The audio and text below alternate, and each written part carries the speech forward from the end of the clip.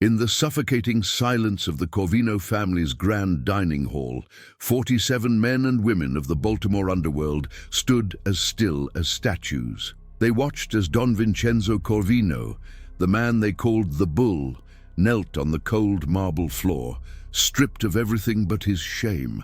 His hands, which had broken necks and signed death warrants, were bound behind his back with butcher's twine.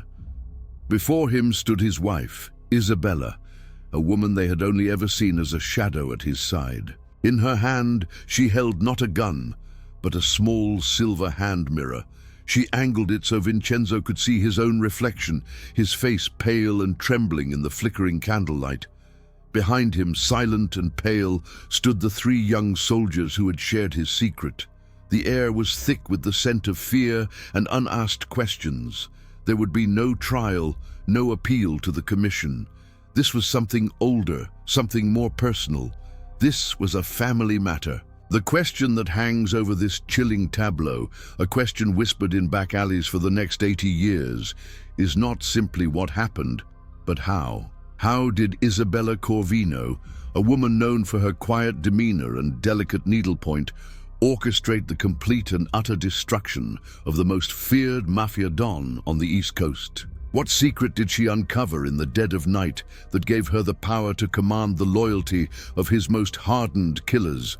And what brutal punishment did she devise that was so terrifying no one ever dared speak its full details aloud again? To understand how a quiet matriarch brought a king to his knees and made his entire empire watch, we must go back 6 months to a time when the Corvino family seemed untouchable and the Don's authority was as absolute as God's. The winter of 1946 fell on Baltimore like a shroud.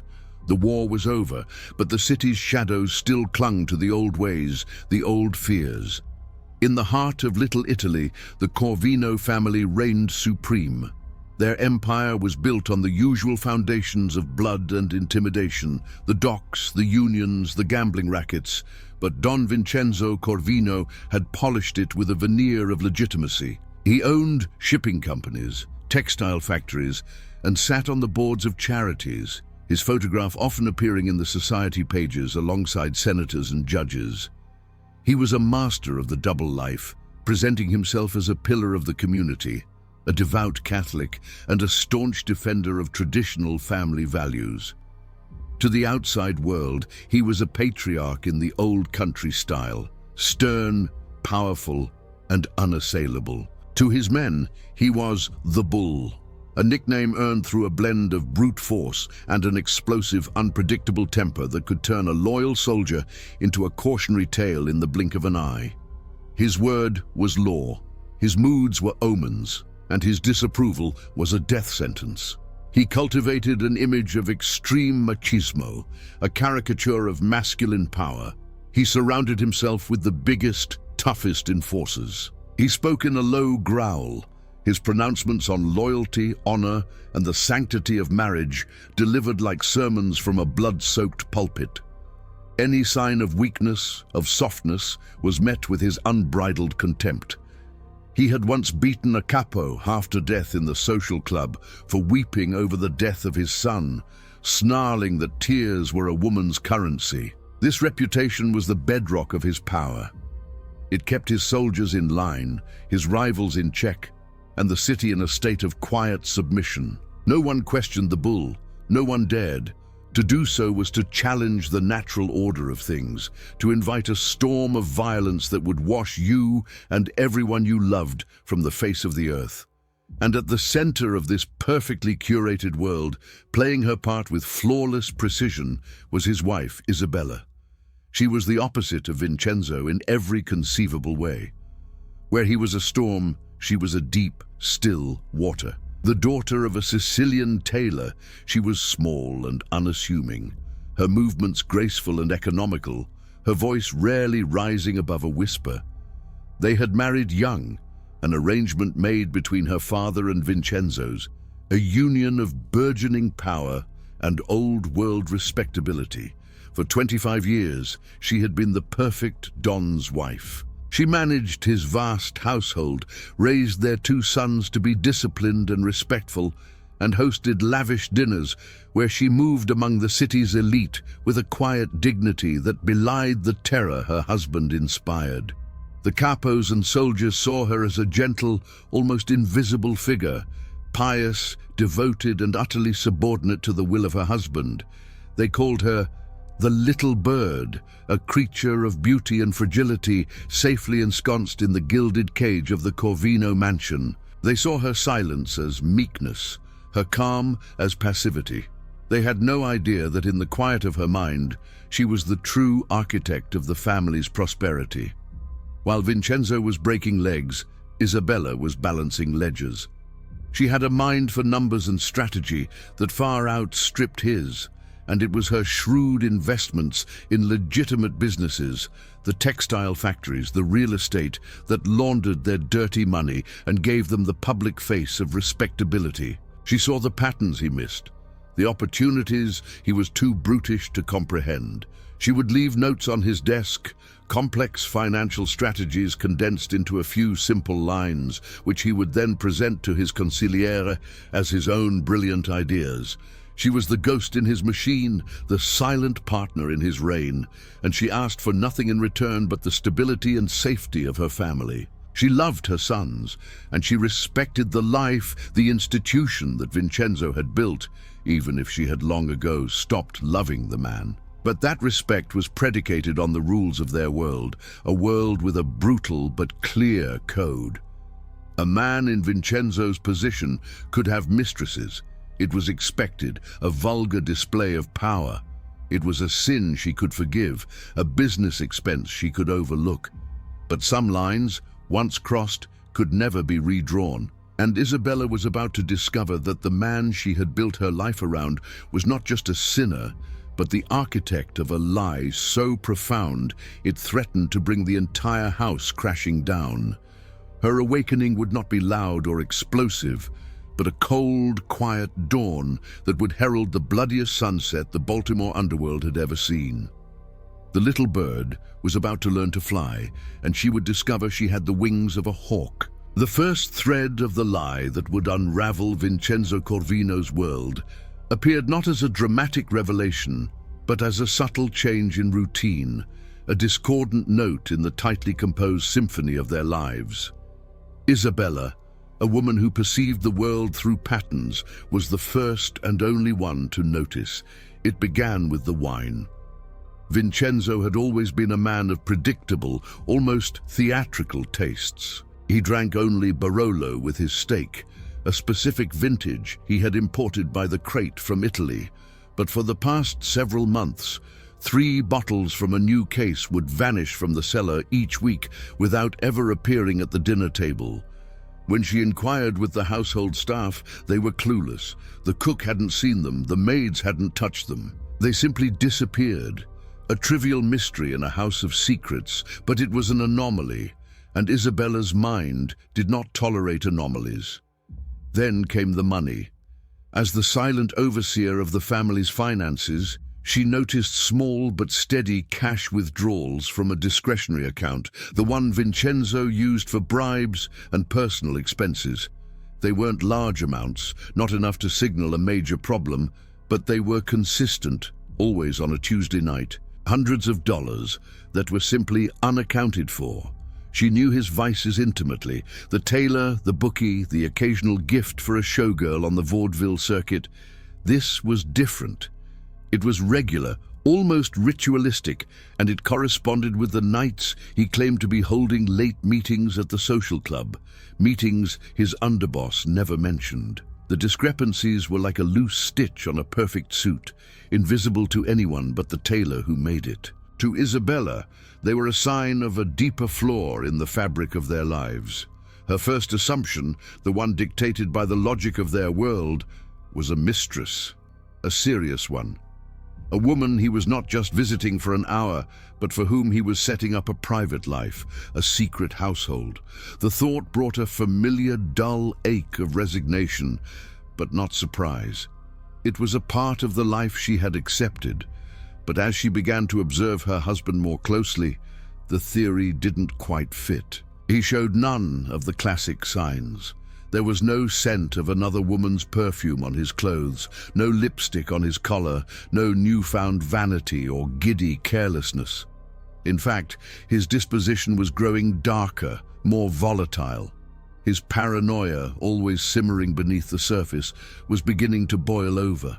He started lashing out at his most loyal men for imagined slights. He would fly into a rage if his dinner was served a minute late, or if a driver took a wrong turn. The house grew tense, the staff walking on eggshells, his sons learning to make themselves scarce. This was not the behavior of a man enjoying a secret affair. It was the agitation of a man guarding a secret that was eating him alive.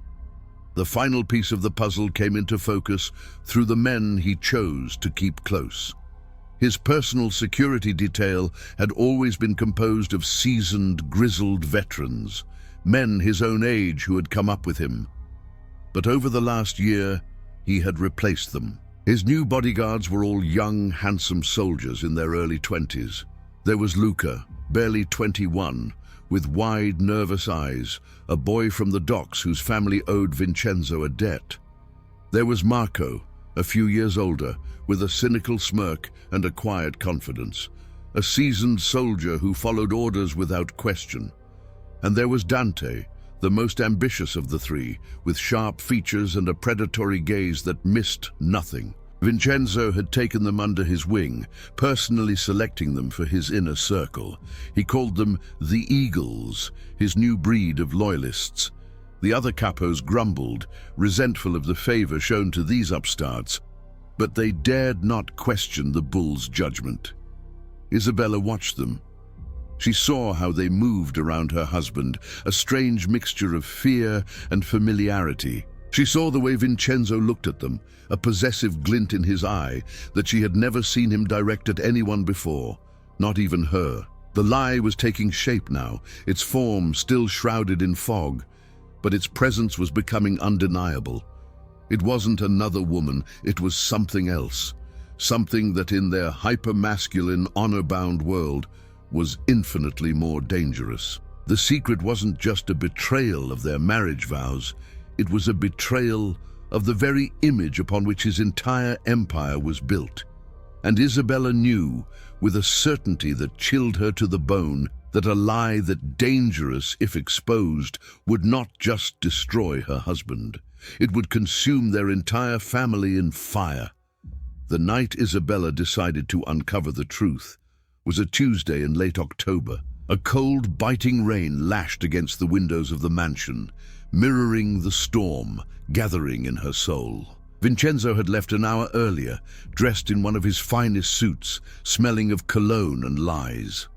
He'd kissed her on the cheek, a dry, perfunctory gesture, and told her he was meeting with the head of the dock workers' union at the club, a meeting that would run late into the night.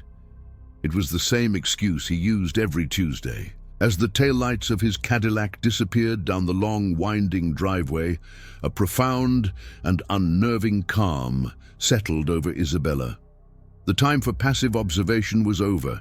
She would follow the thread, no matter where it led, no matter how monstrous the creature at the other end. She would unravel the lie or be consumed by it. Her first stop was not the social club. She knew he wouldn't be there. Instead, she went to his study, a room that was his personal sanctuary, a space forbidden to all but him. The air was thick with the scent of leather, cigar smoke, and power. She moved with a silent purpose, her hands gliding over the polished mahogany and cool brass. She wasn't looking for a letter or a photograph. She knew Vincenzo was too careful for such obvious mistakes. She was looking for something out of place, another anomaly. Her eyes scanned the bookshelves, filled with leather-bound volumes he never read, and the collection of antique firearms he meticulously cleaned. Nothing. Then she turned to his desk. It was obsessively neat, every object in its designated place. But as she ran her fingers along the underside of the heavy oak desktop, she felt it. A small, flat key, taped securely out of sight. It was a key she had never seen before. It didn't belong to any of the doors in the house, nor to the cars, nor to the safe hidden behind the portrait of his father. It was a key to a secret. With the key clutched in her hand, she descended into the cavernous wine cellar. The air grew cold and damp, smelling of earth and fermenting grapes. Rows upon rows of wine racks stretched into the darkness, a library of vintages worth a fortune. This was a familiar space to her. She managed the household inventory. She knew every bottle. But Vincenzo had recently commissioned work in the cellar's farthest corner, claiming he was building a new, temperature-controlled vault for his most prized Barolos. He had overseen the construction himself, using only his 3 young eagles as laborers, forbidding any of the household staff or other soldiers from entering the area. At the time, it had seemed like just another one of his paranoid eccentricities. Now, it felt like the final destination on a map she had been piecing together in the dark. She reached the back of the cellar, where a new, heavy oak door had been installed, stark and modern against the ancient stone walls. It had a new, expensive-looking lock. With a trembling hand, she inserted the small, flat key she had found. It slid in perfectly. The lock turned with a soft, expensive click that echoed like a gunshot in the oppressive silence. She hesitated for a heart-stopping moment, the cold metal of the doorknob like a block of ice against her palm. A part of her, the part that had survived for 25 years by looking away, screamed at her to turn back, to leave the door closed and the secret locked away forever. But the woman who had meticulously tracked missing wine and phantom expenses, the woman who had watched her husband's eyes and seen the rot spreading within, was in control now. She took a deep, steadying breath, pushed the door open and stepped across the threshold. The world she had known, the life she had carefully built, ended in that instant. The room was not a wine vault. It was a lavishly decorated chamber, a secret world hidden beneath their home. Thick Persian rugs covered the floor, velvet curtains lined the walls, and soft, indirect lighting emanated from ornate lamps. An expensive phonograph played a low, mournful jazz tune. The air was warm and heavy, with the scent of whiskey and a sweet, cloying incense she didn't recognize. And in the center of the room, on a large divan covered in silk cushions, was her husband, Don Vincenzo Corvino. He was not alone. With him were Luca, Marco, and Dante, the 3 young soldiers, the eagles. And what she saw in that room, the scene that unfolded before her eyes, was a truth so far beyond a simple affair, so profoundly antithetical to the ironclad code of their world, that for a moment her mind refused to process it. She saw her husband, the bull, the self-proclaimed paragon of masculinity, in a moment of shocking, undeniable intimacy with his 3 young men. The betrayal was not just against her. It was against the very myth of himself he had sold to the world, the myth for which he had killed, and for which his men would kill again. Isabella made no sound. She didn't scream, she didn't gasp, she didn't cry. She simply stood in the doorway, a ghost at the feast, and watched as the 4 of them, lost in their secret world, slowly turned their heads and saw her. The music from the phonograph played on, a lonely soundtrack to the absolute destruction of a king. The silence that fell in the hidden room was a physical thing, a crushing weight that smothered the jazz music and seemed to suck the very air from the chamber. 4 pairs of eyes were fixed on her, each reflecting a different shade of terror. Luca, the youngest, went pale as a sheet, his expression one of pure, boyish panic.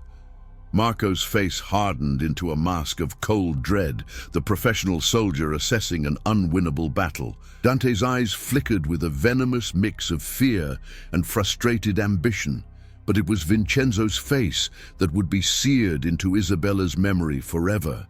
The bull, the man who commanded fear with a glance, looked utterly broken. His carefully constructed facade of unshakable power crumbled into dust. revealing the terrified, hollow man beneath.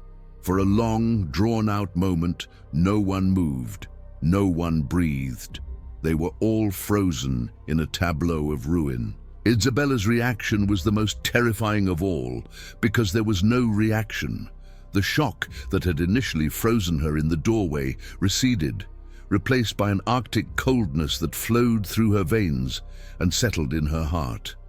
There was no hot rush of rage, no shattering grief. The part of her that had loved him, or had at least respected the pact they'd made, had died on the threshold. What remained was something clear, hard and calculating. She saw not her husband, but a fatal liability, a threat to her sons, to the future of the family, to the entire structure she had silently helped to build and maintain. His secret wasn't a personal failing, it was a strategic catastrophe. In their world, a world built on a brutal and primitive code of honor, this truth was a weapon that, in the hands of their enemies, would be devastating. It would not just get him killed. It would make the Corvino name a laughingstock, a synonym for weakness and perversion. Every man he had ever threatened, every family he had ever subjugated, would rise up not just to destroy them, but to humiliate them. Slowly, deliberately, she took a step back, pulling the heavy oak door closed with a soft, final click. She did not run. She did not raise her voice. She turned and walked back through the wine cellar, her footsteps even and measured on the cold stone floor. Her mind was already working, moving with a speed and clarity she hadn't felt in years. The emotional, wifely part of her brain had shut down, and the cold, strategic part, the part that balanced the books, that saw the patterns, that wrote the notes for Vincenzo to claim as his own ideas, had taken complete control. As she ascended the stairs back into the main house, she could hear a frantic scrambling from the cellar below, muffled voices, the sound of a struggle. They were panicking. Good. Panic was sloppy. Panic made mistakes. She walked directly to the kitchen, poured herself a glass of water, and drank it slowly, her hand as steady as a surgeon's. Her reflection in the dark kitchen window showed a pale, composed woman. No one would ever know that she had just witnessed the end of her world, or rather, the beginning of a new one. An idea was beginning to form, a plan so audacious, so contrary to her entire existence, that it took her breath away. She could expose him. She could go to his underboss, to the commission, but they would likely kill her to protect the family's reputation, and then kill him, leaving their sons orphaned and the family in chaos to be carved up by their rivals. No, that was a fool's gambit. There was another way. A way to control the narrative, to excise the cancer without killing the patient. At least, not right away. She needed an ally, someone outside the current power structure, someone who understood the old ways, who knew where all the bodies were buried, both literally and figuratively, someone who hated Vincenzo as much as she now did. Her mind settled on one name, Silas Marconi. He had been her father-in-law's consigliere, a brilliant, soft-spoken strategist who had guided the Corvino family for 30 years. But Silas was a man of intellect and diplomacy, not brute force. When Vincenzo took over, he had mocked Silas for his weakness and his preference for negotiation over violence. He had forced the old man into a humiliating retirement, casting him out of the inner circle and replacing him with a sycophant who told Vincenzo whatever he wanted to hear. Silas now lived in a small, unassuming row house on the other side of town, a forgotten relic of a bygone era. The rest of the family saw him as a harmless old man. But Isabella knew better. She knew that Silas's mind was as sharp as ever, and that his heart was filled with a cold, patient bitterness.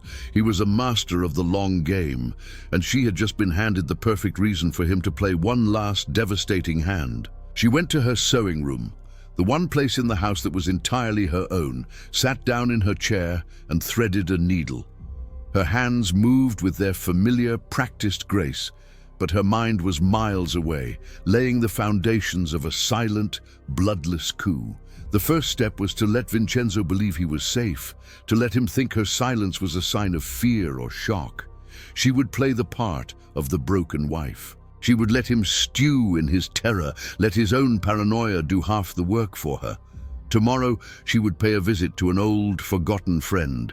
The war for the soul of the Corvino family had begun, and it would not be fought with guns and knives in the streets, but with whispers and secrets in the heart of the home. The next morning, the atmosphere in the Corvino mansion was thick with a suffocating, unspoken tension. Vincenzo emerged from his study looking haggard, his eyes bloodshot, the swagger in his step replaced by a stiff, cautious gait. He found Isabella in the breakfast nook, calmly sipping her coffee and reading the newspaper, just as she did every morning. She looked up as he entered, her expression placid, almost serene. She said nothing about the night before. She simply asked him if he wanted eggs. This placid normality was more terrifying to Vincenzo than any screaming tirade would have been. He had spent the night in a cold sweat, cycling through scenarios, expecting to wake up to a war. He had imagined her running to his underboss, or worse, to one of their rivals. He had considered silencing her, a dark, fleeting thought he immediately recoiled from, not out of love, but out of the sheer logistical nightmare it would create. To have the Don's wife disappear would invite scrutiny he couldn't afford. Isabella's silence was a strategic masterstroke, though she didn't yet know its full effect. It left Vincenzo unmoored, trapped in a prison of his own guilt and paranoia, forced to guess at her intentions. He tried to broach the subject, stammering through a clumsy, veiled apology. "Isabella, about last night. Things are not always what they seem." She simply folded her newspaper, her eyes meeting his with a look devoid of any emotion he could recognize. "Your eggs will get cold, Vincenzo," she said, her voice even. And with that she left him sitting alone in the cavernous room, the silence his only companion. She had planted the first seed of his undoing, uncertainty. He had no idea what she was thinking, what she was planning, and for a man who controlled his world through intimidation and foresight, this ignorance was a form of torture. He watched her walk away, his fear slowly curdling into a dangerous, resentful anger. He had been seen, he had been exposed, and the witness was the one person he could not simply make disappear. Later that day, Isabella told her driver to take her to the market, but they made another stop first. The car pulled up to a modest, impeccably kept row house in a quiet, tree-lined neighborhood far from the opulent heart of the Corvino territory. This was where Silas Marcone lived out his forced retirement. Isabella instructed her driver to wait, a command that raised his eyebrows. The Don's wife did not travel alone or make unannounced social calls, but he said nothing. She knocked on the door, and after a moment it was opened by Silas himself. He was thinner than she remembered, his hair completely white, but his eyes, behind a pair of wire-rimmed spectacles, were as sharp and intelligent as ever. They held a flicker of surprise at seeing her on his doorstep, followed by a deep, knowing weariness. He knew this was not a social call. A woman like Isabella Corvino did not visit a forgotten man like him without a reason of profound significance. He led her into a small, cluttered study filled with books on history, philosophy, and military strategy. The room smelled of old paper and pipe tobacco. It was the antithesis of Vincenzo's gaudy, oversized office. This was the den of a thinker, not a brawler. "Isabella," he said, his voice a dry rustle, "to what do I owe this unexpected honor?" He had always treated her with a courtly respect that her husband never had. He saw her not as property, but as a person. She did not waste time with pleasantries. She sat opposite him, her back straight, her hands folded in her lap, and she told him everything.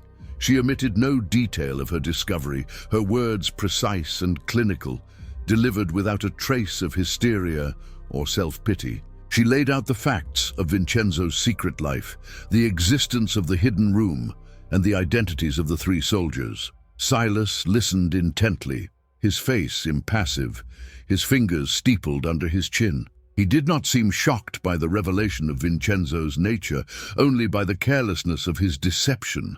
When she finished, a long silence filled the room. Silas rose and walked to the window, looking out at the quiet street. "He was always a vain and foolish boy," the old man murmured almost to himself. "He mistook brutality for strength. He built a kingdom on a foundation of fear, and now he is terrified of a crack in the floorboards." He turned back to face her, his eyes boring into hers. "What is it you want from me, Isabella? Revenge? Do you want him dead?" This was the crucial moment. Isabella met his gaze without flinching. "Death is too simple, Silas. It's too quick. Death would make him a martyr in the eyes of some, and it would leave our family vulnerable. I don't want to destroy the Corvino family. I want to save it. I want to save my sons." She leaned forward, her voice dropping to a conspiratorial whisper. "Vincenzo is a disease. You do not cure a disease by killing the body. You isolate the infection, you cut it out, and you allow the body to heal. I want to remove him, not from the world but from his throne. I want to strip him of his power, his name, his pride. I want him to live a long life with the knowledge that he has nothing." A slow smile spread across Silas Marconi's thin lips. It was a cold, predatory smile, the expression of a chess master who has just been invited to play the game of a lifetime.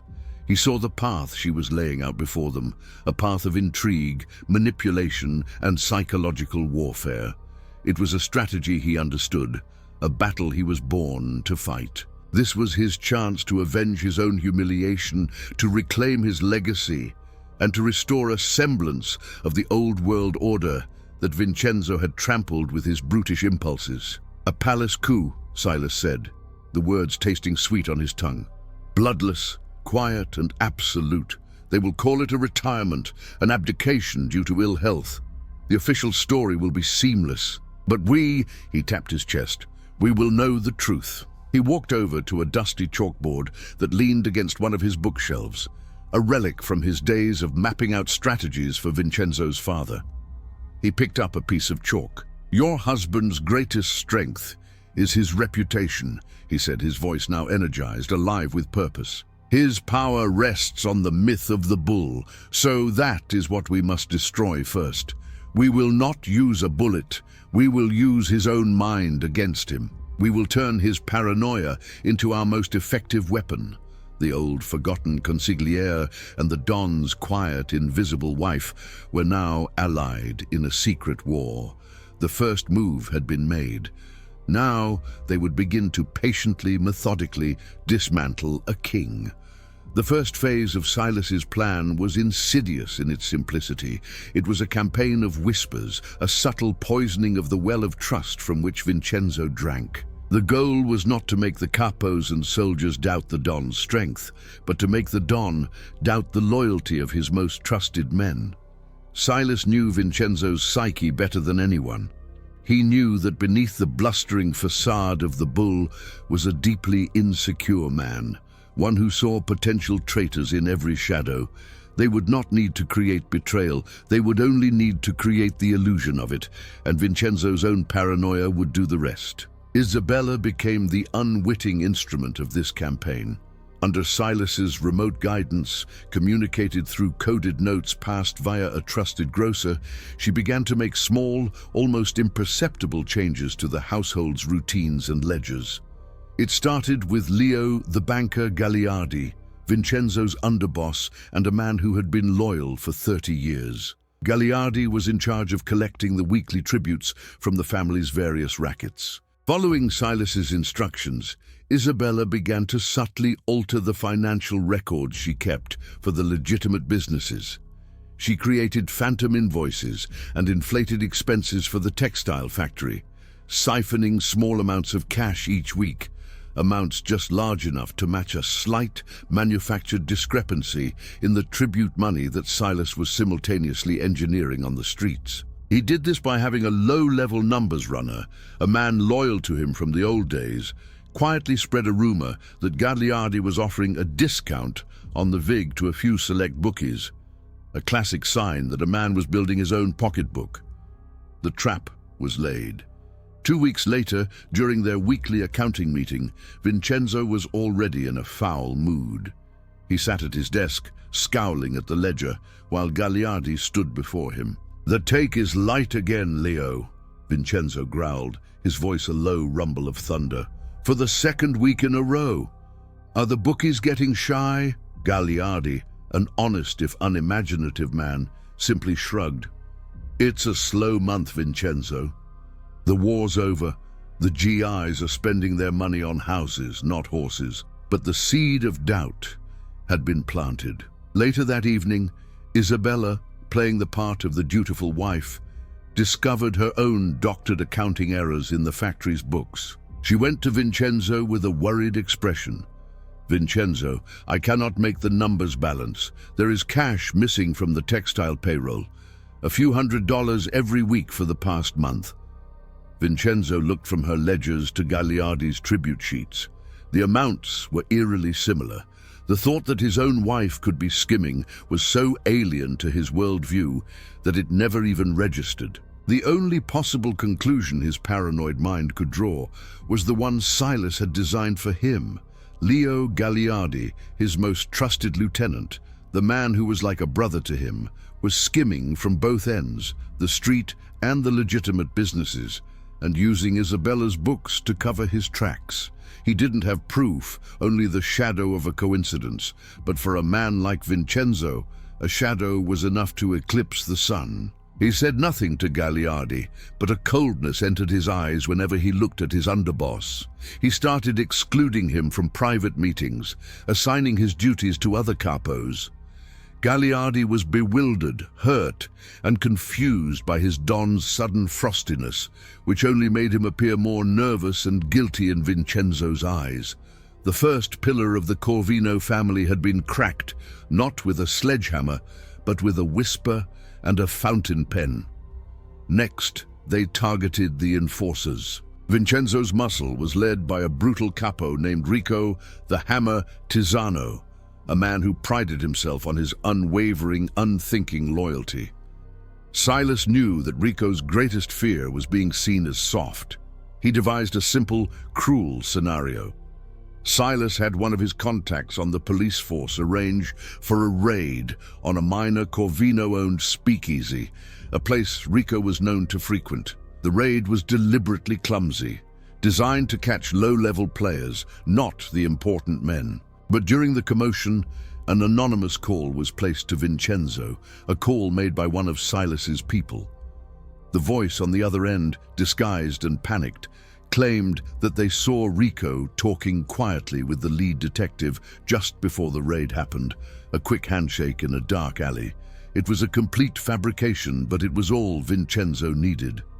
That same week, Isabella played her part. She mentioned to Vincenzo, in a seemingly innocent, gossipy tone, that she had heard Rico's wife was ill and the doctor's bills were piling up. "The poor man," she sighed. "He must be so worried about money." The two unrelated pieces of information fused in Vincenzo's mind, creating a narrative of betrayal. Rico, desperate for money, had become a police informant. The bull's paranoia was now a raging fire. He summoned Rico to the mansion, not for a meeting, but for an interrogation.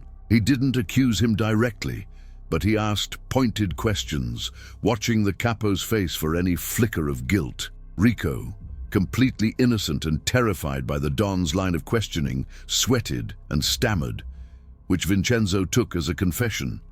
He didn't kill Rico, not yet. An open execution of a popular capo would raise too many questions. Instead, he relegated him to overseeing a warehouse on the desolate side of the docks, a humiliating exile. The hammer had been broken, and the family's soldiers began to murmur amongst themselves, unnerved by the Don's increasingly erratic and suspicious behavior. They saw their leader turning on his most loyal men for no apparent reason. And for the first time, the fear they felt for him was mingled with a new, dangerous emotion: uncertainty. They no longer knew the rules. The ground beneath their feet, once solid rock, was turning to sand. With Vincenzo's two most powerful lieutenants effectively neutralized, one sidelined by suspicion, the other by exile, a power vacuum began to form within the Corvino family's inner circle. This was the moment Silas had been waiting for. It was time for phase 2 of their plan, to elevate a new favorite, a man they could control. Their chosen pawn was Dante. The most ambitious and intelligent of the three young soldiers Isabella had discovered with her husband. Silas and Isabella both recognized that Dante was not like the others. Luca was a guilt-ridden boy, and Marco was a follower. Dante, however, was a predator. His involvement with Vincenzo was not born of weakness or coercion, but of a cold, calculated ambition. He saw the Don's secret as leverage, a fast track to a position of power he would otherwise have spent decades earning. He was dangerous, but his ambition also made him predictable and therefore manipulable. Isabella began the process. She started speaking of Dante to Vincenzo, her words carefully chosen to play on his ego and his growing isolation. "That young man, Dante," she would say as she served Vincenzo his dinner. "He looks at you with such devotion, not like the others who just see the power. He sees the man." To a man starving for genuine loyalty amidst a sea of his own manufactured paranoia, her words were like water in a desert. Vincenzo, desperate for an ally he felt he could truly trust, someone bound to him by their shared, damnable secret, began to pull Dante closer. He promoted him from a mere bodyguard to a personal aide, giving him responsibilities once reserved for men like Leo Gagliardi. Dante was now the Don's eyes and ears, his gatekeeper and his confidant. Dante's ascension was swift and merciless. He reveled in his new authority, using it to settle old scores and intimidate rivals. He became a conduit for Vincenzo's paranoia, feeding him whispers and half-truths that confirmed the Don's darkest suspicions about others, further isolating him from the family's old guard. The veteran capos watched this meteoric rise with a mixture of fear and contempt. They saw a young viper being nursed at the Don's breast, and they resented him for it. The family, once a cohesive unit bound by loyalty and tradition, was beginning to fracture into factions, the old guard who trusted no one and the new wave of young sycophants clustering around Dante. Silas, observing from afar through his network of informants, saw that the time was right to set the next piece of the puzzle in place. He needed to create an external threat, a common enemy that would force Vincenzo to rely even more heavily on Dante's counsel and, by extension, on Silas's hidden strategies. He chose the O'Connell brothers, the leaders of the Irish mob that controlled the port's northern territories. The Corvinos and the O'Connells had maintained a tense but stable truce for years, a Cold War born of mutual respect for each other's capacity for violence. Silas decided it was time for the Cold War to heat up. He orchestrated a simple, deniable act of aggression. One of Silas's men, disguised as a Corvino enforcer, firebombed a small pub owned by the O'Connells, a place that served as an informal headquarters for their dock workers. It was an attack that caused damage, but no casualties. A calculated insult that demanded a response but did not necessitate all-out war. The response came a week later. The O'Connells, enraged and believing the truce had been broken by Vincenzo, retaliated by hijacking a truck carrying a shipment of untaxed Canadian whiskey belonging to the Corvino family.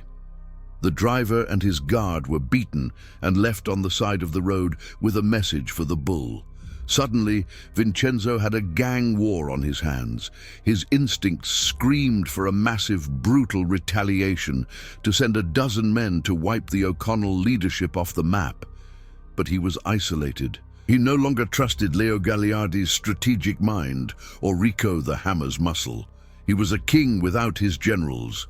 He turned to the only person he felt he could confide in, his new protégé, Dante. That evening, a frantic Vincenzo held a meeting in his study with Dante. Isabella, serving them coffee, lingered by the door, listening. Dante, eager to prove his worth, advocated for immediate, overwhelming force. "We hit them back, Don Corvino," he urged, his voice filled with youthful aggression. "We show them that no one touches what's ours. We send a message so loud the whole city hears it." But Isabella, playing her part, interjected with a soft, concerned voice. "Vincenzo, is that wise? To start a war now? The police are already watching us so closely. A war is messy. It's bad for business. Your father always said that the loudest man in the room is the weakest." Her words, seemingly born of wifely caution, were a direct echo of Silas's philosophy. They hung in the air, a stark contrast to Dante's hot-headed counsel. Vincenzo, torn between his own violent impulses and the nagging voice of a pragmatism he had long abandoned, was confused. Later that night, Dante, sensing an opportunity to solidify his position, came to Isabella privately.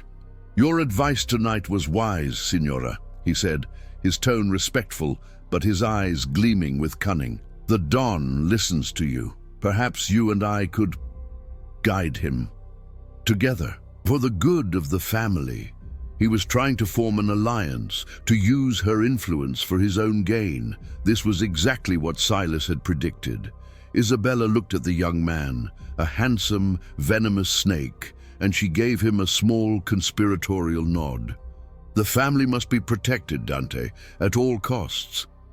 He left, believing he had just recruited the Queen to his side. He had no idea that he was merely a pawn in her game, and that his advice and the Don's response was about to be scripted by a forgotten old man sitting miles away with a chalkboard and a piece of chalk. The simmering conflict with the O'Connell gang became the proving ground for Silas Marcone's ghost-written strategies, funneled through the unlikely conduits of Isabella and the ambitious Dante. While Vincenzo raged and plotted a bloody revenge, Silas began to pass his instructions to Isabella, who in turn subtly manipulated Dante into presenting them as his own brilliant ideas.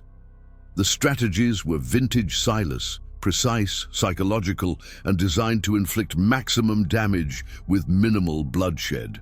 They were not about wiping out the Irish, but about systematically dismantling their operations and turning their own strengths against them. The first target was the O'Connells' control over the shipyard unions, the source of their power and wealth. Dante, fed the plan by Isabella, went to Vincenzo. "A full frontal assault is what they expect," Dante argued, parroting Silas's logic. "Instead, we bleed them quietly. We don't fight their muscle. We steal their foundation." The plan was elegant. The Corvinos began to secretly fund a rival union faction, a group of disgruntled dock workers who felt marginalized by the O'Connells' heavy-handed leadership. They didn't use violence. They used money and influence. They offered better benefits, paid off key foremen, and guaranteed work at Corvino-controlled shipping companies. Simultaneously, they sabotaged the O'Connells' operations through a series of frustratingly minor but constant disruptions. A crane would mysteriously break down. A crucial shipment would be misdirected to the wrong pier. A key witness in an extortion case against a Corvino ally would suddenly recant his testimony. Each incident on its own was trivial, but together they created a cascade of chaos and inefficiency that made the O'Connells look weak and incompetent. Their union members saw their paychecks shrink and their work dry up, while the rival faction flourished. Within a month, the O'Connells' iron grip on the docks had loosened significantly, their power bleeding away without a single shot being fired in anger. Vincenzo, to his astonishment, saw the strategy working flawlessly. He was getting reports of the O'Connells' growing frustration and disarray, and his own coffers were swelling as business was diverted to his ports. He looked at Dante with a newfound genuine respect. This young man, he thought, was a prodigy. He was not just muscle. He had a strategic mind that reminded Vincenzo of his own father. The Don lavished praise and promotions on Dante, cementing his position as the heir apparent. The old guard watched with growing alarm and resentment, their marginalization now complete. They saw their Don, rejecting the old ways of open warfare for these new, subtle tactics, and they saw him taking counsel from a young upstart who hadn't earned his stripes. The fractures within the family widened into chasms, but the success of the campaign had an unintended and dangerous consequence. It emboldened Dante. He began to believe the strategies were truly his own, his ambitions swelling into outright arrogance. He started making small decisions without consulting Vincenzo, acting as if he were already the Don. He developed a swagger, a condescending tone he used with the veteran capos, and a possessiveness in the way he looked at Isabella. He saw her as his partner, his co-conspirator, the queen to his future king. He began to seek her out more often, ostensibly to discuss strategy. But his motives were becoming clearer. He saw her not just as an ally, but as a prize to be claimed along with the throne. One evening, he found her alone in the mansion's library. "We make a good team, Isabella," he said, his voice low, dropping the formal signora. "Vincenzo is old. His time is passing. Soon the family will need a new leader, a younger, smarter leader, a leader who appreciates a strong and intelligent woman." He took a step closer, his intent unmistakable. Isabella felt a surge of cold revulsion. This creature, this boy she had elevated, now saw her as part of the spoils. She had unleashed one monster to cage another, and now the new one was straining at its leash. She maintained her composure, her face a mask of polite indifference. "The Don is still the Don, Dante," she said coolly. "Do not forget that." She turned and left him standing there, his ambition momentarily checked, but his desire clearly visible. She immediately relayed the incident to Silas. The old consigliere's response was grim. "The boy is becoming a problem," his note read. "A tool that believes it is the craftsman is a dangerous thing. We are accelerating the timeline. It is time to set the final trap for Vincenzo, and it is time to arrange a permanent solution for Dante." Isabella's blood ran cold. She had embarked on this path to save her family, to avoid bloodshed, but she was beginning to understand the brutal truth of the world she inhabited. To cut out a cancer, you could not be afraid to wield a bloody knife. The war on two fronts was about to begin. She had to orchestrate the downfall of her husband while simultaneously managing the ambitions of the viper she had placed at his side, knowing that if either of them suspected her true role, her life would be forfeit. The moment of truth arrived in the form of a young man consumed by guilt. Luca, the youngest of the three soldiers, the one with the wide, terrified eyes, had been falling apart for weeks.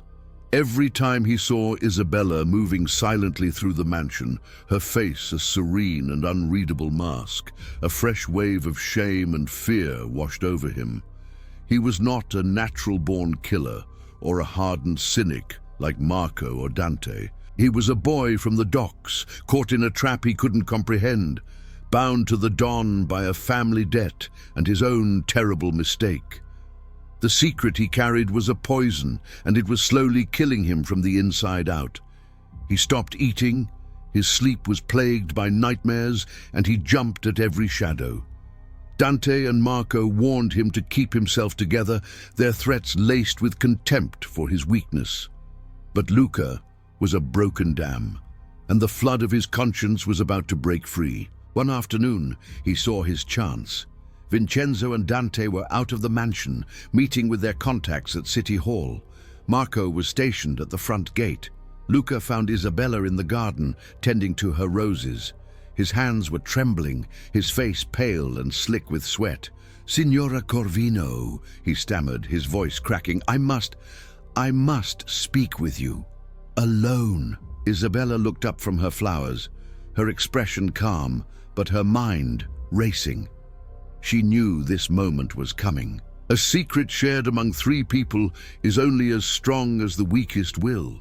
She nodded and led him to a small, secluded gazebo at the far end of the garden, a place where they could not be easily overheard. "Signora, I am so sorry," Luca began, the words tumbling out in a desperate rush. Tears streamed down his face. I never meant the Don. He forced me. He said my family. He said he would destroy them if I didn't. I'm not like them, Signora. Not like Dante. I swear on my mother's soul. He was confessing, begging for an absolution she could not give. He was a loose thread that threatened to unravel her entire intricate design. If he confessed to anyone else, a priest, a brother, another soldier, the true nature of Vincenzo's secret would be out, and her carefully constructed narrative of paranoia and betrayal would be exposed as a lie. She would be revealed as a manipulator, and her life would be measured in minutes. Isabella listened to his pathetic, weeping confession, and for the first time, a flicker of genuine pity stirred within her. He was just a boy, a casualty of a war he hadn't chosen to fight.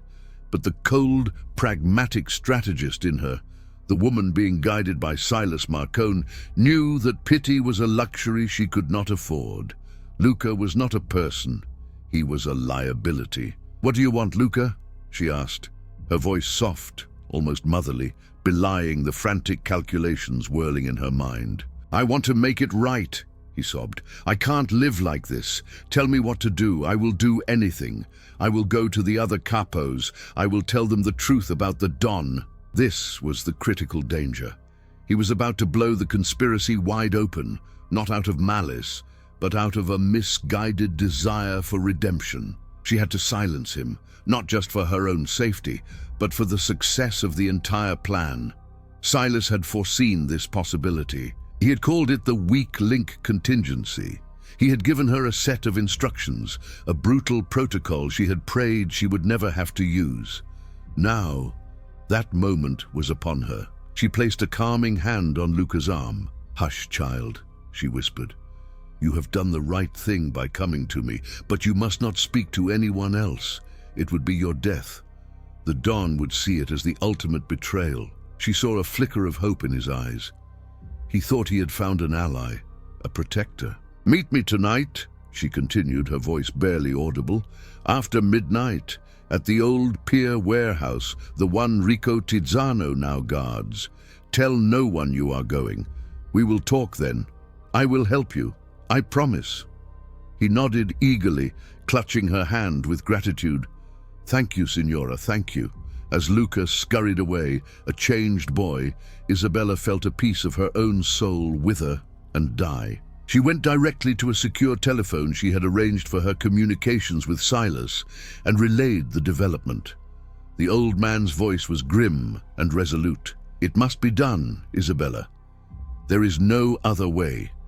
The boy's confession would undo everything. I will make the arrangements. You have done your part." That night, as the city slept, Luca slipped out and made his way to the desolate pier. He was filled with a desperate hope, believing he was going to meet the Don's wife to find a way out of his nightmare. He did not see the two men who emerged from the shadows of the warehouse until it was too late.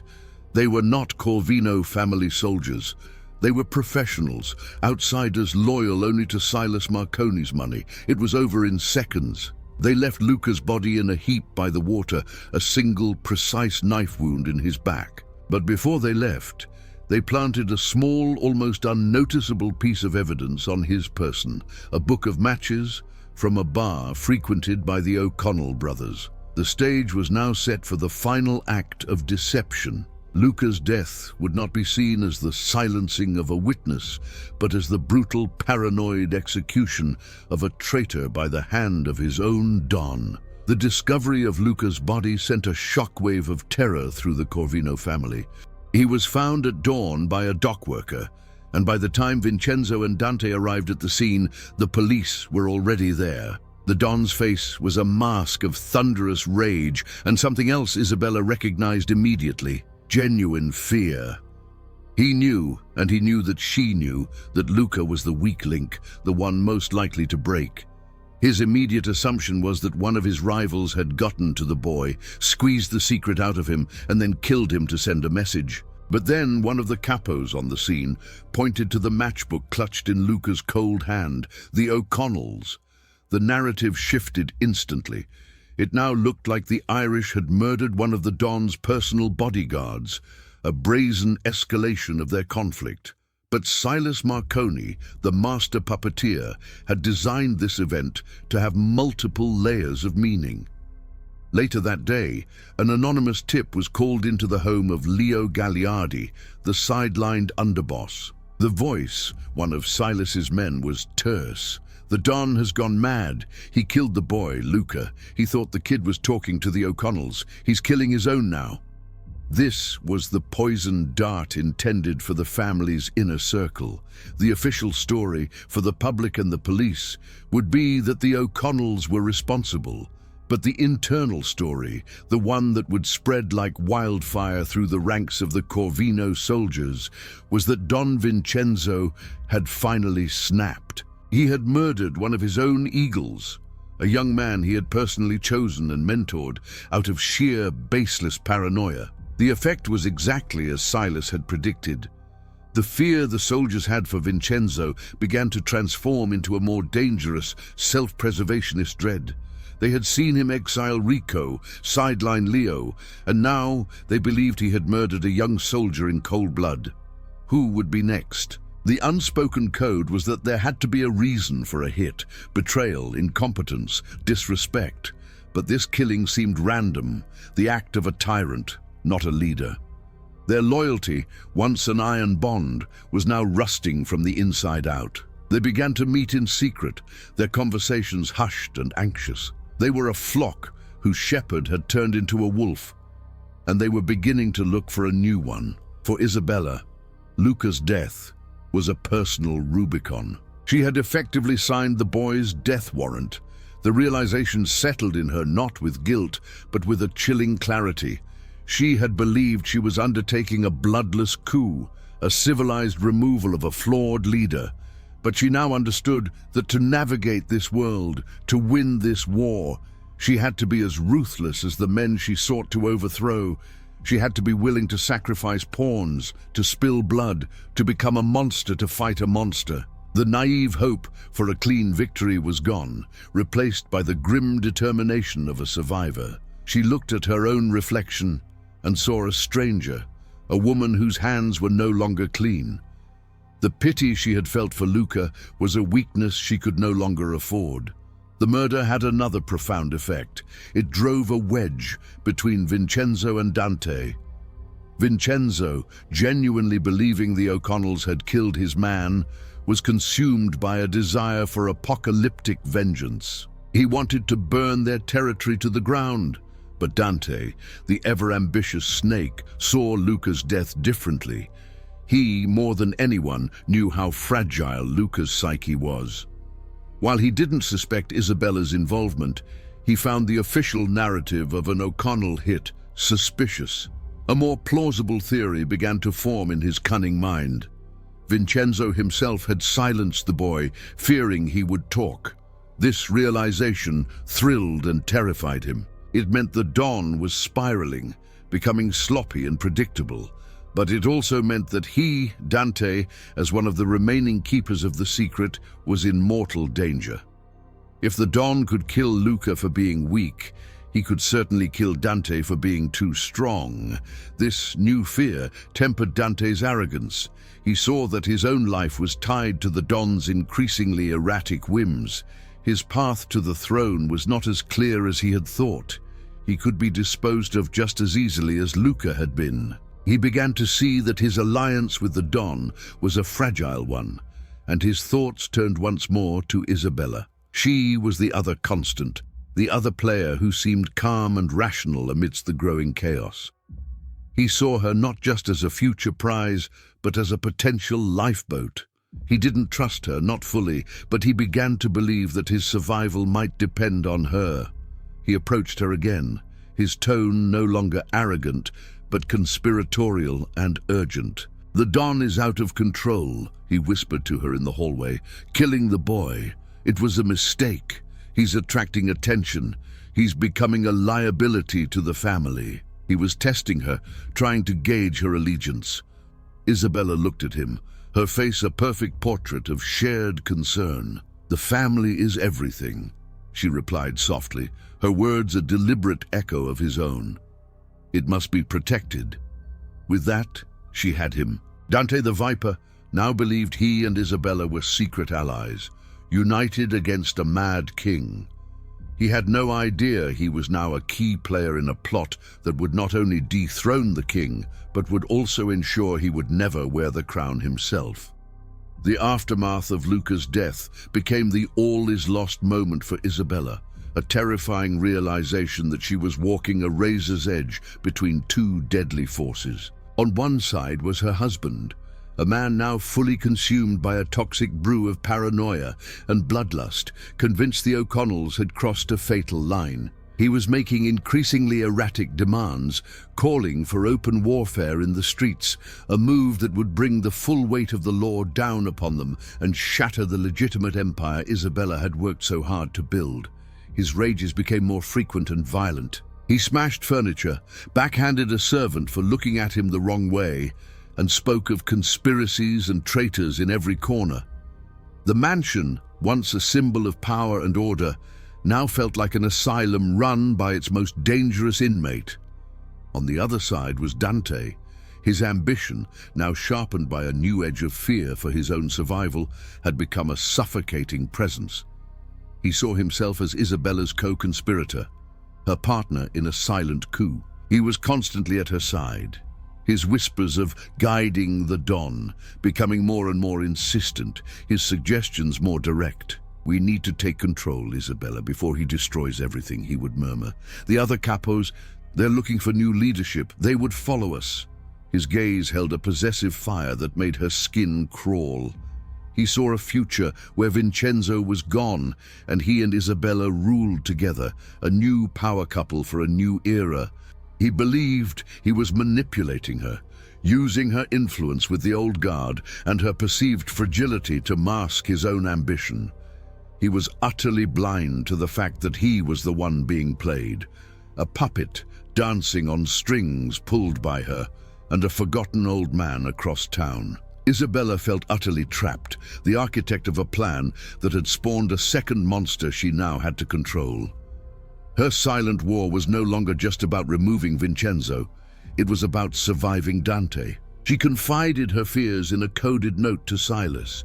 She told him of Dante's growing presumption, his belief that they were partners, his hints at a shared future. Silas's response was swift and chilling. "The Viper believes he is the charmer. This is good. Let him believe it. Let him believe the throne will be his. His arrogance will make him careless. The final act requires two villains, one to be deposed and one to be blamed. Dante has chosen his role perfectly." The message was clear. Dante was not to be her partner, but the scapegoat. The final phase of the plan would not just be the removal of Vincenzo, but the framing of Dante for the entire conspiracy. He would be presented to the rest of the family as the ambitious usurper who had manipulated the Don, orchestrated the war with the O'Connells, and secretly plotted to seize power for himself. It was a brilliant, brutal stroke. But it meant Isabella had to continue her dangerous dance with him, encouraging his confidence, feeding his ego, and drawing him deeper into a web from which there would be no escape. The tipping point came during a meeting of the Corvino capos, a tense gathering in the mansion's dining hall. Vincenzo, his face flushed with anger, laid out a suicidal plan for an all-out assault on the O'Connell territories. He wanted firebombings, public executions, a river of blood in the streets. The capos, including the now reinstated but deeply resentful Leo Gagliardi, sat in stunned silence. This wasn't strategy. It was madness. It was a death wish for the entire family. As Vincenzo raged, Dante stood and, with a calm that bordered on insolence, offered a counter-proposal. It was a brilliant, multi-pronged strategy of financial and political attacks, designed to cripple the O'Connells without firing a shot. It was, of course, Silas Marconi's masterpiece, which Isabella had fed to Dante piece by piece over the past week. Dante presented the plan as his own, his voice confident and clear, a stark contrast to the Don's raving. The capos listened, their expressions shifting from fear to grudging admiration. This was leadership. This was sanity. In that moment, the shift in power was palpable. The men in the room were no longer looking at Vincenzo as their leader. Their eyes were on Dante. Vincenzo saw it too. He saw the respect in his men's eyes directed not at him, but at the young upstart he had elevated. The bull, the undisputed king, had been challenged and overshadowed in his own court. The look on his face was one of pure, murderous rage, a rage directed not at the O'Connells, but at Dante. The viper had grown too strong, too confident. The creation was about to eclipse the creator. Isabella watched from the doorway, her heart pounding. The endgame had begun. The two monsters she had set against each other were finally poised to tear each other apart.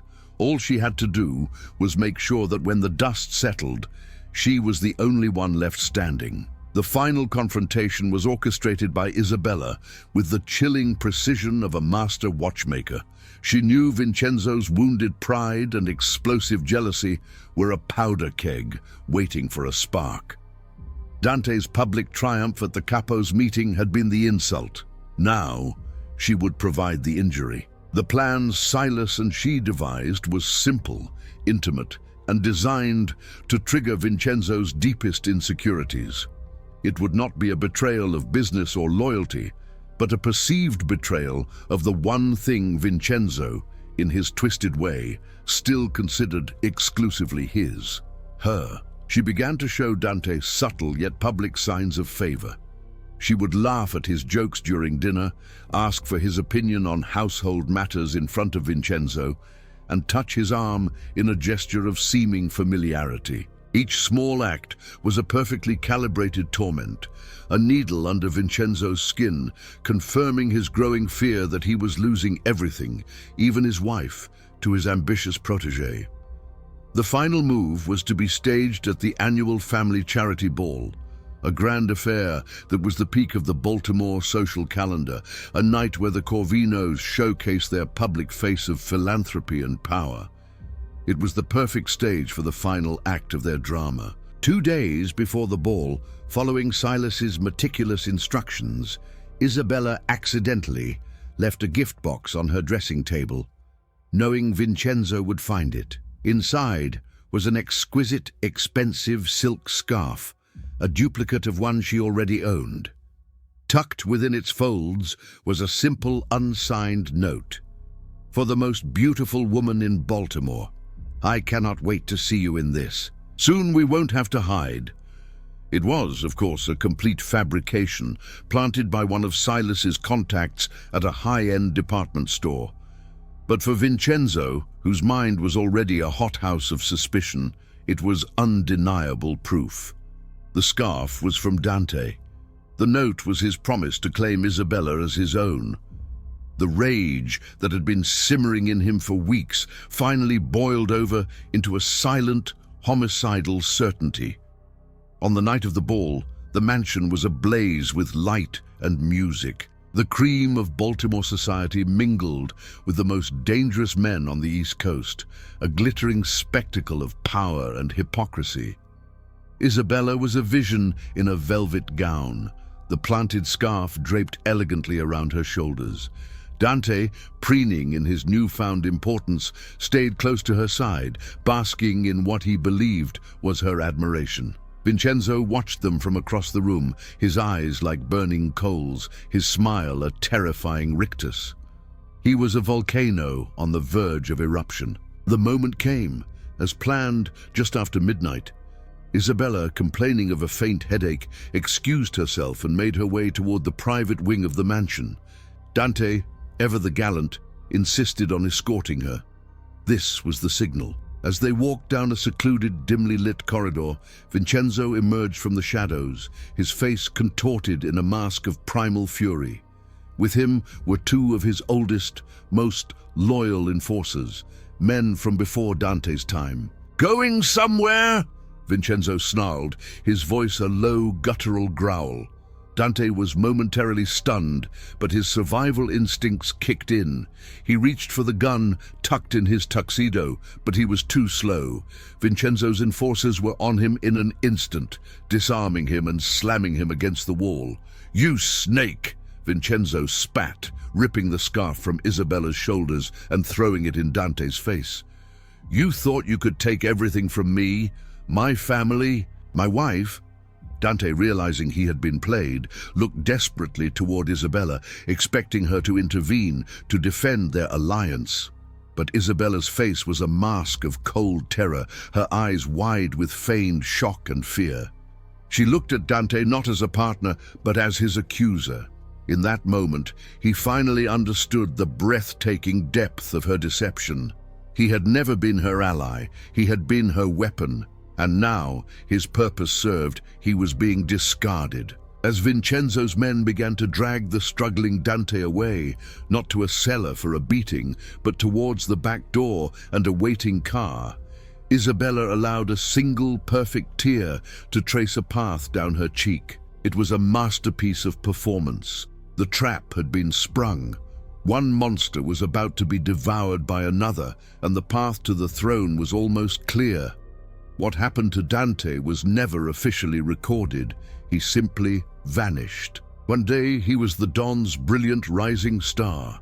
The next he was a ghost, his name spoken only in fearful whispers. The official story, the one crafted by Vincenzo in the throes of his vengeful victory, was that Dante had been a traitor all along. He had been working with the O'Connells, planning to assassinate Vincenzo and seize control of the family. Luca's murder, Vincenzo now claimed, had been Dante's work, silencing a young soldier who had discovered his treachery. It was a neat, believable narrative that explained the recent chaos and reasserted the Don's authority. To sell the lie, Vincenzo had Dante's two remaining associates, Marco and the other soldier from the cellar, executed in a swift and brutal fashion. They were found in a car on the outskirts of town, their deaths serving as a bloody punctuation mark on the story of Dante's betrayal. The message to the family was clear. The threat has been eliminated, order has been restored, and the bull is once again in absolute control. But this was a Pyrrhic victory for Vincenzo. In his haste to destroy Dante, he had inadvertently completed the final phase of Silas and Isabella's plan. By publicly declaring Dante a traitor who had manipulated him, Vincenzo had admitted to his entire family that he had been blind, foolish, and weak. He had allowed a young viper into his inner sanctum, given him unprecedented power, and had been so thoroughly deceived that it had nearly cost them everything. He had intended to re-establish his strength, but all he had done was showcase his flawed judgment. The capos and soldiers, while relieved that the erratic period of paranoia was over, now looked at their Don with new eyes. The fear remained, but the respect, the awe, was gone. He was no longer the infallible bull. He was an aging, emotional leader who had been easily played. He had survived the coup, but his authority had been mortally wounded. This was when Isabella made her final, decisive move. In the week following Dante's disappearance, she did not retreat into the role of the shaken, victimized wife. Instead, she emerged. She began, for the first time, to attend meetings with Vincenzo and the capos. Initially, she was just a silent presence at his side, the supportive matriarch, but her presence had a profound effect. Where Vincenzo was volatile and emotional, she was calm and logical. When he would begin to rant about perceived slights, she would gently steer the conversation back to matters of business. She started offering quiet suggestions, quoting financial figures from memory and displaying a deep, astonishing knowledge of their entire operation. The capos, men like Leo Gagliardi, who had been so unfairly cast aside, began to look past Vincenzo and direct their reports and questions to her. They saw in her the stability, the foresight, and the cool-headed leadership their Don so clearly lacked. She wasn't seizing power, she was simply filling a vacuum that Vincenzo himself had created. He was still the Don in name, But the center of gravity within the family had shifted, quietly and irrevocably, to her. The transition was so subtle, so natural, that Vincenzo barely noticed it was happening until it was already complete. He had won the battle against Dante, but he had lost the war for the soul of his family. He was a king on a hollow throne, a figurehead in his own empire and the architect of his own obsolescence. The little bird, the quiet wife, was now the power behind the curtain, and she was preparing to draw that curtain for the final time. The reckoning came not with a gunshot, but with a summons to dinner. 1 month after Dante's disappearance, Isabella informed the family's key figures, the capos, the senior soldiers, even the exiled Rico Tisano and the chastened Leo Gagliardi, that they were to attend a mandatory gathering at the mansion. No wives, no associates, just them. The air was thick with tension. No one knew what to expect. They assumed it was Vincenzo reasserting his dominance, perhaps to announce a new underboss or lay down new laws. Vincenzo himself seemed to believe this, striding into the grand dining hall with a semblance of his old swagger, ready to address his men. But the head of the table, the ornate throne-like chair that had belonged to his father and his father before him, was occupied. Isabella was sitting there. She was dressed in a simple, severe black dress, her face calm and her back ramrod straight. She did not rise as Vincenzo entered. She simply looked at him, her gaze as cold and hard as polished granite. The 47 men assembled around the long table turned as one to look at their Don standing awkwardly in the center of the room, and then back to the woman sitting in his chair. The silence was absolute. "Vincenzo," Isabella said, her voice clear and carrying to every corner of the room, devoid of any deference. "Thank you for joining us." It was then that Vincenzo realized the truth. The men in the room were not looking at him for orders. Their loyalty had already shifted. This was not his meeting, it was his trial. "For 25 years, Isabella began, her eyes sweeping over the assembled faces, "I have stood by this man. I have managed his home, raised his sons, and quietly ensured that the foundations of this family remained strong while he postured and raged." She then proceeded, with methodical, chilling precision, to lay bare every secret, every lie. She told them of Vincenzo's paranoia, how he had been manipulated into turning on his most loyal men like Leo and Rico. She presented it not as her own doing, but as evidence of his crumbling mind, his weakness. Then she delivered the killing blow. She told them the truth about the hidden room in the cellar. She told them about Luca, Marco, and the other soldier. She did not use crude or vulgar language. She spoke of it as a profound sickness, a rot that had compromised the Don and endangered every one of them. She explained that Dante had discovered this secret and used it to blackmail and manipulate the Don, leading to the recent chaos. She had rewritten history one last time, making Dante the sole villain and Vincenzo his weak, compromised victim. As she spoke, Vincenzo's face went from disbelief to purple-faced rage, and finally to the ashen, slack-jawed expression of total defeat. He looked at the faces of his men, men who had killed for him, men who had feared him, and he saw no support, no outrage on his behalf. He saw only disgust and contempt. The myth of the bull was dead, slaughtered on the altar of his own hypocrisy. When she finished, Isabella stood. "This family, our family, is a sacred trust. It has been betrayed by weakness and perversion. It must be cleansed." She gestured to two of her own loyalists, men she had cultivated in secret. They stepped forward and seized a sputtering, defeated Vincenzo. This was the scene that would become a legend. The moment the Don was stripped of his power, his dignity, and his name, in front of his entire family. The punishment was not death. As Isabella had told Silas, that was too easy. The punishment was a living death. He was forced to formally abdicate his position, to name a new council, headed by Leo Gagliardi and overseen by Isabella, to lead the family. He was to live out his days in the mansion, a prisoner in his own home, a ghost with no power and no voice. He was to be a constant, humiliating reminder of what happens when the code is broken. The bull had been put out to pasture, and the reign of the matriarch had begun. In the years that followed, the Corvino family entered a golden age. Under Isabella's quiet, steady guidance and Leo Gagliardi's loyal management, the family's business, both legitimate and otherwise, flourished. The war with the O'Connells ended with a truce brokered by Isabella that was far more profitable and stable than any victory won through violence could have been. The family became known for its discipline, its subtlety, and its efficiency. The chaos of Vincenzo's reign was forgotten, replaced by a new era of quiet prosperity. Isabella became a figure of immense, almost mythical respect.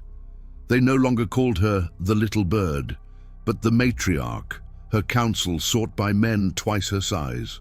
She never raised her voice, never made a threat, but her quiet commands were obeyed without question. Vincenzo lived on for another 15 years, a silent, hollowed-out man wandering the halls of the mansion, ignored by the servants and pitied by his sons. He was a living ghost, a monument to his own spectacular downfall, a constant, humiliating reminder to all of what happens when the code is broken. The official story became the accepted truth. Don Vincenzo, his health failing and his mind clouded by grief after the betrayal of his protégé Dante, had wisely stepped down, leaving the family in the capable hands of his wife and a trusted counsel. Dante was remembered as the traitor, the snake in the garden. Luca and the others were footnotes, unfortunate casualties in a time of turmoil. The truth of what happened in that cellar and the intricate web of deception Isabella had woven was buried, seemingly forever. Isabella ruled for 2 decades, dying peacefully in her sleep at the age of 71, revered as the savior of her family. But secrets, especially those written in ink, have a way of surviving. 70 years later, in the autumn of 2016, the old Corvino mansion, long since sold out of the family, was undergoing a major renovation. A team of workers, tasked with demolishing a wall in what was once Isabella's private sewing room, found a small, hidden compartment behind a loose stone. Inside was not jewelry or cash, but something far more valuable, a leather-bound journal. It was not a financial ledger, but a diary. The handwriting was unmistakably Isabella's. In its pages, written in elegant, precise script, she had chronicled everything.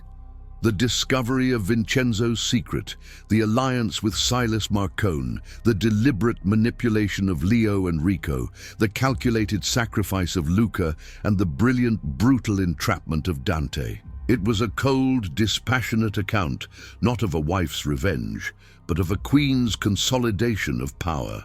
On the very last page, she had written a final entry, dated the night before her death. It read, "They say he built this house. They are wrong.